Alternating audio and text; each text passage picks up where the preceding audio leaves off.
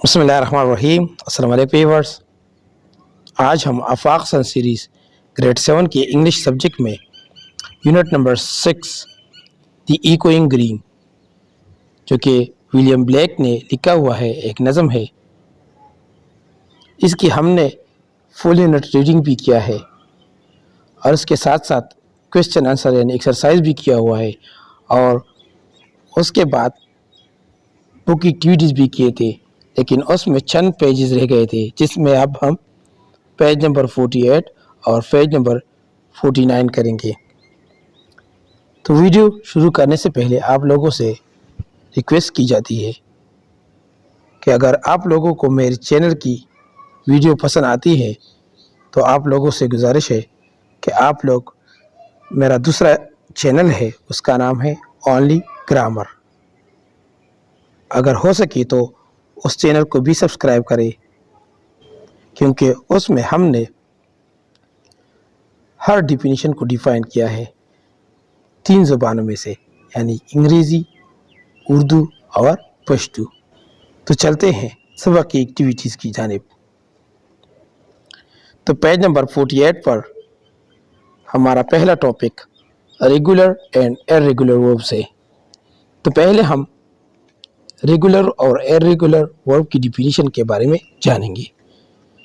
Regular verb का definition इस तरह होगा: regular verb follow a regular pattern. Regular verb हमेशा रेगुलर पैटर्न फॉलो करता है। For example, the simple past participle ends in D और ED. Regular verb regular pattern follow करता है। For example, the simple past participle ends D और ED. Example यानी मिसाल के तौर पर सेकंड और थर्ड फॉर्म डी या ईडी पर खत्म होगा, तो इसलिए इसको रेगुलर पैटर्न कहते हैं या रेगुलर वर्ब कहते हैं। रेगुलर वर्ब वो होता है जहां हम सेकंड और थर्ड फॉर्म में ईडी का या डी का पैटर्न फॉलो करते हैं, यानी वर्ब के साथ ईडी का इजाफा करते हैं या डी का इजाफा करते हैं। In contrast, the simple past and past participle of irregular verb, irregular verb के सेकंड और थर्ड फॉर्म जो है कैन एंड, ये एंड यानी ख़त्म होते हैं इन अ वैरायटी ऑफ वेज, मुख्तलिफ तरीक़ों से, विदाउट एनी रेगुलर पैटर्न, बगैर किसी रेगुलर पैटर्न के। मतलब ये है कि सेकंड और थर्ड फॉर्म इर्रेगुलर वर्ब में ईडी पर ख़त्म नहीं होती या डी पर ख़त्म नहीं होती, मतलब दूसरी यानी मुख्तलिफ तरीक़ों से ख़त्म होते हैं, जैसे कम, केम, कम, रन, रैन, रन, स्पीक, स्पोक, स्पोकन, ईट, एट, ईटन वगैरह। अब हम पेज नंबर 48 पर number 4 read the given regular and irregular verbs. नीचे दिए गए रेगुलर और इर्रेगुलर वर्ब को पढ़िए। तो पहले हम रेगुलर वर्ब्स के बारे में जानेंगे, यानी इसकी मिसालों को पढ़ेंगे ताकि हमें पता चले कि रेगुलर वर्ब कैसे सेकंड और थर्ड फॉर्म में होता है। जैसे यहाँ पर सिंपल प्रेजेंट, सिंपल पास्ट और पास्ट पार्टिसिपल, यानी ये इसकी हालतें दी गई हैं। जैसे वर्ब की पहली फॉर्म को हम सिंपल प्रेजेंट कहते हैं, जैसे प्ले, तो सिंपल पास्ट में इस तरह होगा प्लेड और पास्ट पार्टिसिपल में प्लेड होगा। तो सेकंड और थर्ड फॉर्म के साथ हमने ईडी का इजाफा किया। इस तरह लाफ, इसके साथ ईडी का इजाफा करते हैं तो लाफ्ड, लाफ्ड। और इस तरह डिसेंड, डिसेंडेड, डिसेंडेड। और इस तरह वेलकम, वेलकम्ड, वेलकम्ड, यानी यहाँ पर हमने डी का इजाफा किया। थैंक, थैंक्ड, थैंक्ड, यहाँ पर भी हमने ईडी का इजाफा किया। अब हम इर्रेगुलर वर्ब को फॉलो करेंगे, जैसे सिंपल प्रेजेंट, सिंपल प्रेजेंट यानी वर्ब की पहली फॉर्म, सिंपल पास्ट वर्ब की सेकंड फॉर्म और पास्ट पार्टिसिपल वर्ब की थर्ड फॉर्म। तो फर्स्ट फॉर्म में इस तरह होगा अराइज, अरोज, अराइजन। इस तरह रिंग, रैंग, रंग, सिट, सैट, सैट, सी, सा, सीन, सिंग, सैंग, संग। तो ये ऐसे पैटर्न थे कि इर्रेगुलर थे, यानी रेगुलर पैटर्न को फॉलो नहीं करते थे, क्योंकि यहाँ पर ईडी का इजाफा नहीं किया गया है। अब हम पेज नंबर 48 पर number 5 Read the given text and fill in the given blanks using the correct form of regular and irregular verbs. नीचे दिए गए टेक्स्ट को पढ़े और उसमें खाली जगह पुर करें रेगुलर और इरेगुलर वर्ब के दुरुस्त पैटर्न से, दुरुस्त हालत से। तो यहाँ पर वर्ब बैंक में हमें अल्फाज दिए गए हैं, यानी वर्ब दिए गए हैं, जैसे कम, ग्रो, रिटर्न, लुक, सिंग, सिट, वॉच, शाइन, प्ले। अब हम इस पैराग्राफ को पढ़ेंगे और इस पैराग्राफ में जो भी वर्ब मिस हुआ है तो उसको हम वहाँ पर लिखेंगे। जैसे द सन शाइन्स, यहाँ पर शाइन के साथ एस आता है। Brightly and the sky looks beautiful, यहाँ पर लुक्स आता है। नंबर 2 ब्लैंक्स में लुक्स आता है। द बर्ड्स सिंग चीरफुली, तो यहाँ पर सिंग आता है। The sounds of bills and the song of the birds merged into a beautiful melody. The old people of the village sit under the trees, यानी 4 खाली जगह में sit आता है। In the green ground while the young children play their favorite games, यहाँ पर play आता है। The children were excited. The old people watched the children play happily, तो यहाँ पर watch आता है, यानी वर्ब की पहली फॉर्म। और इस तरह they recalled that they too had grown on the same ground, तो यहाँ पर वर्ब की तीसरी फॉर्म आएगी, यानी grown आएगी। Then the evening comes, यहाँ पर comes आता है। The children got tired and returned to their homes to take a rest, तो रिटर्न सेकंड फॉर्म आएगी। अब हम पेज नंबर 48 पर नंबर 6 राइट अ पैराग्राफ, एक पैराग्राफ लिखिए about your visit to a park, आपने पार्क के विजिट के बारे में, using regular and irregular verbs in your notebook. इसमें रेगुलर और इरेगुलर वर्ब को अपनी नोटबुक में लिखनी है।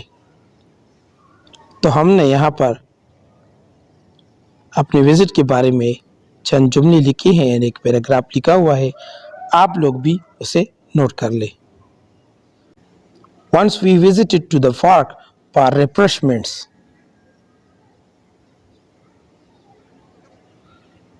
तो यहाँ पर visited हमारे साथ रेगुलर है।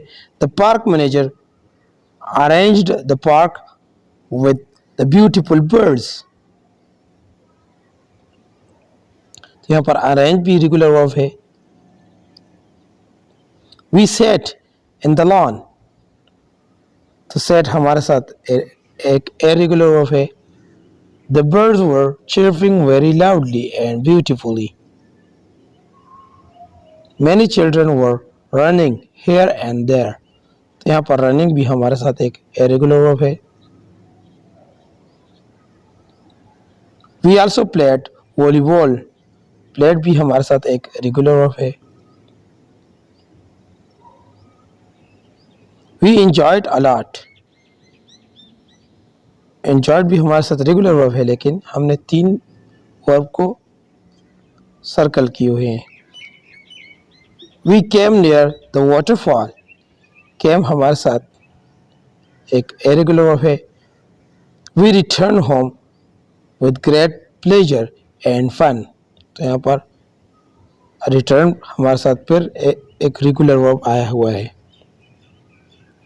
अब हम पेज नंबर 48 पर ट्रांजिटिव और इंट्रांजिटिव वर्ब्स करेंगे। पहले हम ट्रांजिटिव और इंट्रांजिटिव वर्ब्स के बारे में जानेंगे। Transitive verbs are the verbs that have an object to receive that action. Transitive verbs ऐसे वर्ब होते हैं जिसमें एक ऑब्जेक्ट इस वर्ब के लिए होगा कि वो वर्ब यानी इस एक्शन को रिसीव करे। The object is always a noun, object हमेशा एक नाउन होता है, प्रोनाउन होता है, और अ नाउन फ्रेज या एक नाउन फ्रेज होता है। अब हम इंट्रांजिटिव वर्ब के बारे में जानेंगे। इंट्रांजिटिव वर्ब्स और एक्शन वर्ब्स। इंट्रांजिटिव वर्ब भी एक एक्शन वर्ब होता है।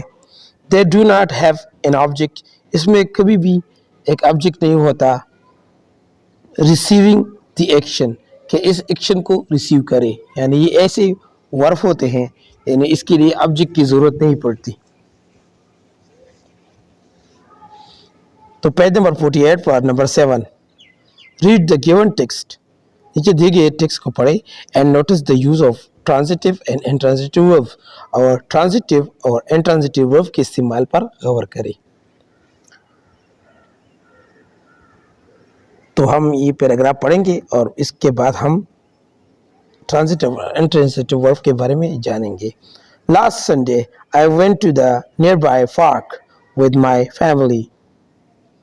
The sun was shining brightly. Shining हमारे साथ एक इंट्रांजिटिव वर्ब है। Many birds were chirping in the trees. Chirping हमारे साथ एक ट्रांजिटिव वर्ब है। My parents sat on the benches. तो इसमें sat हमारे साथ एक ट्रांजिटिव वर्ब है। I played football with my elder brother. तो यहाँ पर played हमारे साथ एक ट्रांजिटिव वर्ब है। They cheered us both. तो यहाँ पर cheered भी हमारे साथ एक ट्रांजिटिव वर्ब है। Many children were playing and running in the park. तो यहाँ पर playing और running हमारे साथ एक ट्रांजिटिव वर्ब है। The gardener was watering the plants. तो watering भी हमारे साथ एक ट्रांजिटिव वर्ब है। We returned home after at sunset. तो यहाँ पर return भी हमारे साथ एक रेगुलर वर्ब है। I enjoyed it a lot. तो यहाँ पर enjoyed भी हमारे साथ एक इंट्रांजिटिव वर्ब है। It was a good day. अब हम पेज नंबर 49 पर number 8, write a descriptive paragraph, एक डिस्क्रिप्टिव पैराग्राफ लिखिए about your last visit to a park, अपने आखिरी विजिट जो आपने पार्क को किया हुआ है, यानी नोटबुक अपने नोटबुक में से लिखिए। Use at least 3 transitive and 3 intransitive verb, उसमें कम से कम 3 ट्रांजिटिव और 3 इंट्रांजिटिव वर्ब लिखिए ईच इन योर पैराग्राफ, अपने पैराग्राफ में।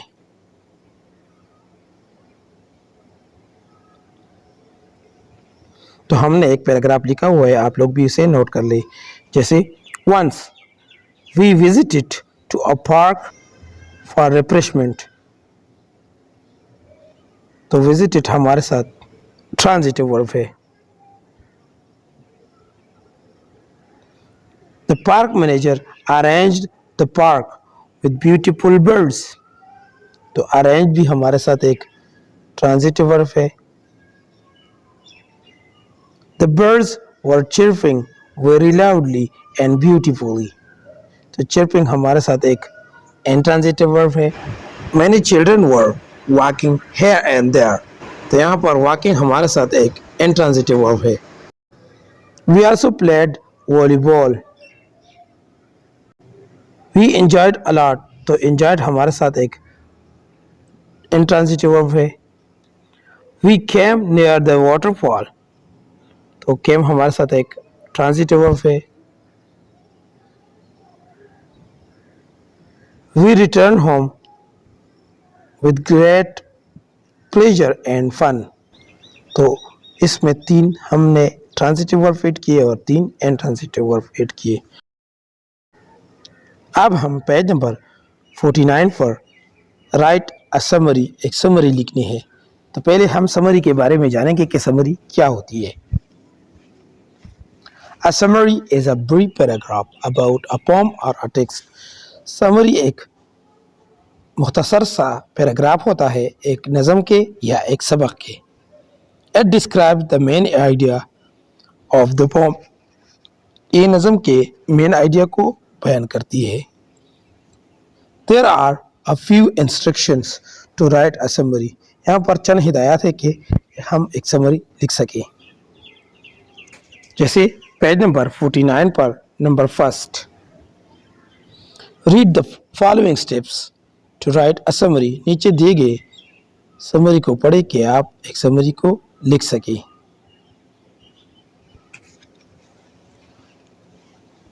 Number 1, read the text in detail. Text को डिटेल के साथ पढ़े। जैसे the sun does arise and make happy the skies, the merry bells ring to welcome the spring. यानी इस टेक्स्ट को गौर से पढ़ना है। Number 2, highlight the keywords. इसमें अहम अल्फाज को हाईलाइट करें। Number 3, underline the topic sentence in the stanza and bold it. और टॉपिक सेंटेंस को स्टेंजा में अंडरलाइन करें और उसे बोल्ड करें, यानी इसे दुगना करें। Number 4, think of synonyms of the highlighted keywords. Highlighted keywords के सिनोनिम के बारे में सोचिए। For example rise, delight, greeting etcetera. और number 5, write the theme of the text. सबक का मौजू लिखनी है। Number 6, write a paragraph by writing the theme with the synonyms. एक पैराग्राफ को लिखना है सिनोनिम की थीम के साथ ऑफ हाईलाइटेड कीवर्ड, जो आपने हाईलाइटेड कीवर्ड यानी अहम अल्फाज को हाईलाइट किए हैं, एंड एडिंग न्यू वर्ड्स, और उनके बजाय न्यू अल्फाज ऐड करें रिलेटेड टू द थीम, जो कि थीम से यानी मौजू से ताल्लुक़ रखता हो। तो पेज नंबर 49 पर number 2, write the summary of the poem. नज़म की समरी लिखिए the echoing green, echoing green के नज़म के। Remember to follow the steps given above. ये बात याद रखिए कि वो स्टेप जो हमने आपको दिए हैं उसको फॉलो करें जो ऊपर दिए गए हैं। तो हमने यहाँ पर पोम यानी नज़म को मेंशन किया हुआ है। इसमें 2 स्टेंजे हैं। फर्स्ट स्टेंजे में पहला line the sun does arise, ये हमारे साथ एक टॉपिक सेंटेंस है। और सारा दूसरे स्टेंजे में old John with white hair, ये दूसरा स्टेंजा है। और इसमें पहला जो सेंटेंस है ये हमारे साथ टॉपिक सेंटेंसेस है। और इसमें हाईलाइटेड कीवर्ड्स जो है वो ये है चीरफुल, इकोइंग, फोक, जॉइस और यूथ। तो यहाँ पर हमने हाईलाइटेड कीवर्ड्स को इस नज़म में शामिल किया हुआ है, यानी उसकी मीनिंग भी शामिल की हुई है। तो आप लोग भी उसे नोट कर ले। जैसे द पोम टॉक्स अबाउट मेरी हैप्पी साउंड्स, यहाँ पर हैप्पी हमारे साथ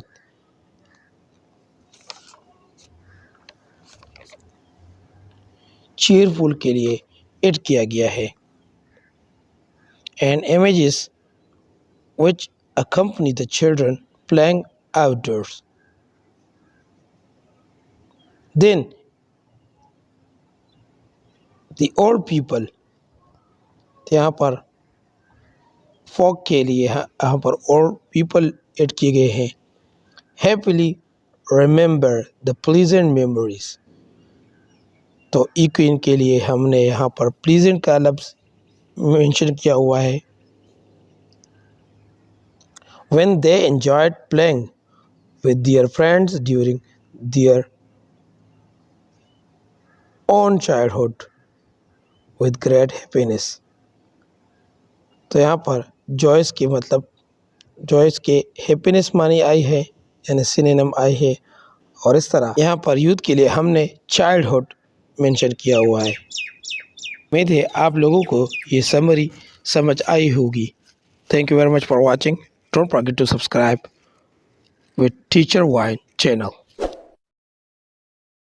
For more updates, subscribe to our channel